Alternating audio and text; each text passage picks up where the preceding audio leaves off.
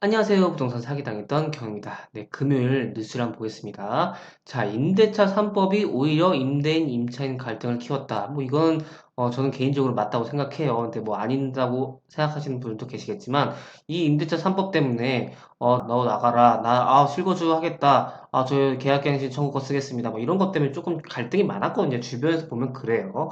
그래서 사실 이게 좀 갈등을 키웠다고 생각하는데, 여러분들은 어떻게 생각하실지 모르겠습니다. 자, 일단 내용을 볼게요. 자, 임대차 3법은 임대차 기간 2년에서 4년으로 늘린 것에 불과하다.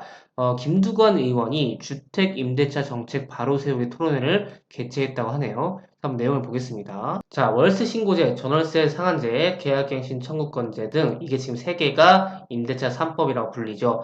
임대인과 임차인의 갈등이 커지는 등 오히려 혼란을 키웠다는데 지적이 제기됐다.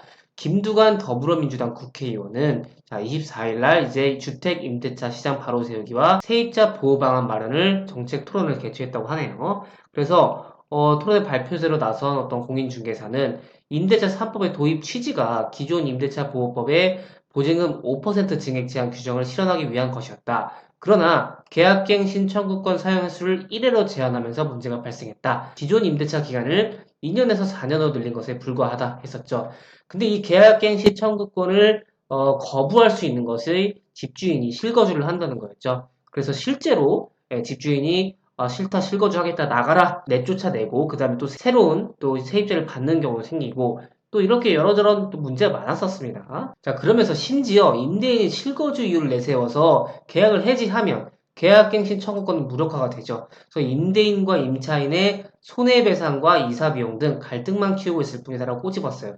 그래서 임대차 3법에 대한 개선안으로 어떤 개선을 했냐?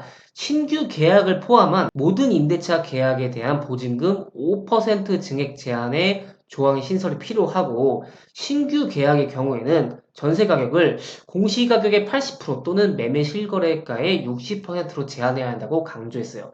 그래서 여기서 말하는 건 뭐다? 가격을 제한하겠다 얘기예요. 그래서 여러분들은 어떻게 생각하실지 모르겠습니다. 개인적으로 또 가격을 이렇게 제한을 하게 돼버리면요. 물론 이제 당장의 효과는 조금씩 나타나지만 이게 가격을 제한하게 되면 어떻게든 또 그 빈틈을 비집고 나가는 방법이 생기기 때문에 자연스럽게 시장을 키우는 것이 좋다. 이렇게 말하는 사람도 있어요. 시장의 원리대로 수요와 공급이 맞춤이 되면서 가격 조정이 자연스럽게 될 수 있게 하는 게 맞다 하시는 분들도 있고, 아니다. 가격이 이렇게 많이 올라가고 있으니까 가격을 제한을 해가지고 여기 위로는 못 올라가게 해야 돼. 그렇게 해야 된다고 얘기하시는 분들이 있어요. 근데 예전에 그 12, 16 대책을 보면요. 가격을 15억 이상으로 대출이 안 나오게 하니까 한 10억짜리 아파트들이 다 여기로 키 맞추기를 해버립니다.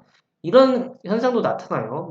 이거 하나 가지고 다 모두 그렇다고 볼 수는 없겠지만, 어쨌든 이 가격 제한을 하게 되면 또 그에 따른 이제 또 부작용이 발생할 수 있다. 이렇게 보는 사람도 있습니다. 자, 그래서 임대보증금 보증 의무에 대한 문제점도 들어갔다고 합니다. 그래서 임대보증금 보증 의무는 깡통 전세로 인한 임차인의 보증금을 보호하기 위한 제도다. 그런데 모든 임대주택의 보증을 의무화하면서 매매가와 전세가 비율이 낮은 안전한 임대차 계약에서도 보증이 의무화됐다. 이 때문에 임대인이 보증금을 올리는 역효과가 발생했다고 비판했어요. 그래서 이어 모든 민간 임대주택의 보증금 의무화로 인한 보증기간 부실도 우려된다. 허그죠, 허그.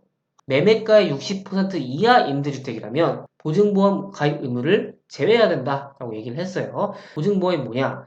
이거 지금 여러분들이 전세 월세 살 때 내 보증금 날라갈 수도 있잖아요. 집주인이 갑자기 돈이 없어요. 그래서 집주인이 파산해가지고 경매에 넘어갔어요. 하면은 내 보증금을 돌려받아야 되니까 그 보증금에 대한 보증보험을 들게 하는 것이 지금 의무화가 되어 있는데 매매가 60% 이하 임대주택이라면 굳이 할 필요 없다. 이렇게 생각하는 안도 냈어요. 자, 임대사업자 관련해서도 500만 명 이상의 미등록 임대인은 주택 소유 기간에 따라서 양도소득의 일정 비율을 공제받는 이 장기 보유 특별공제 외에는 세제 혜택이 없다.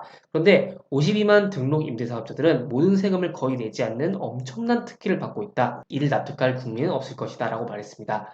그래서 토론회를 주최한 이 김두관 의원은 그간 꾸준히 등록 임대인의 전방위적 특혜 폐지를 주장해왔다며 주택 소유자에 대한 공정한 과세 토대 위에 주택 정책 방향을 만들어가야 윤석열 정부가 주장하는 공정에도 부합할 것이라고 밝혔습니다. 다주택자들이 세금을 굉장히 많이 냈었죠. 근데 이제 그거에 대해서 여러 가지 또 의견이 많아요. 당연히 돈을 벌었으니까 세금을 내야지 하는 분들도 있지만, 이거 거의 이중과세, 삼중과세다. 내가 내 돈 벌어서, 주택을 샀는데, 이거 거의 뭐, 적폐 취급을 하면서 그런 거 아니냐 하시는 분도 있지만, 그건 이제 각자의 생각이 다른 거니까요. 그래서 이런 어떤 회의가, 어떤 토론회를 있었다. 이렇게 보시면 될 것 같아요. 네, 오늘 여기까지 진행하도록 하겠고요. 조금이라도 도움이 되셨다면 좋아요만 부탁드리겠습니다. 제작에 큰 힘이 됩니다. 그러면 금요일 밤 잘 보내시고 주말 잘 보내시기 바라겠습니다. 그러면 여러분 다음 시간에 봬요. 안녕!